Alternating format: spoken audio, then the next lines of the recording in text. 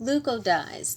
Thermochromatic dyes are based on mixtures of leucodyes with suitable other chemicals displaying a color change, usually between the colorless leuco form and the colored form, depending on temperature. The dyes are rarely applied on materials directly. They are usually in the form of microcapsules with the mixture sealed inside. An illustrative example is the hypercolor fashion, where microcapsules with crystal violet, lactone, weak acid, and a dissociable salt dissolved in a dodecanol are applied to the fabric. When the solvent is solid, the dye exists in its lactone leuco form, while when the solvent melts, the salt dissociates. The pH inside the microcapsule lowers, the dye becomes pronated, its lactone ring opens, and its absorption spectrum shifts drastically. Therefore, it becomes deeply violet. In this case, the apparent thermochromism is in fact halochromism.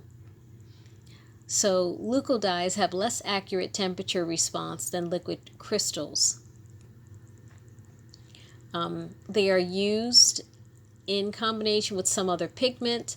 They are suitable for general indicators of approximate temperature, as in too cool or too hot or about okay. They are usually used in combination with some other pigment, producing a color change between the color of the base pigment and the color of the pigment combined with the color of the non-leuco form. Leucodyes are used in applications where temperature response accuracy is not critical, like novelty bath toys, flying discs, pens, pencils, mood rings, and t-shirts. So here's some examples of thermochromatic t-shirts where the dye changes. So let's go ahead and take a look at the mood ring now. The mood ring also is a type of thermochromatic liquid crystal.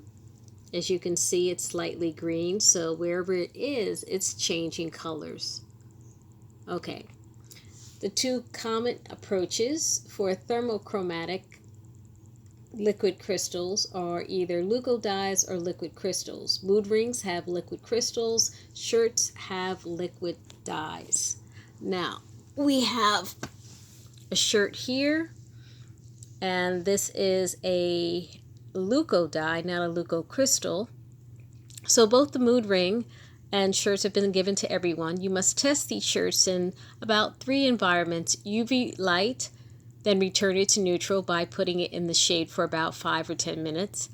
Blow dryer, then return it to neutral, that is this color you see here, or I mean this setup you see here, just black and white, or hot water, and see what the results are. Videotape yourself with each of these experiments, take notes, and prepare to present this in class tomorrow by video. Okay, thanks. Bye.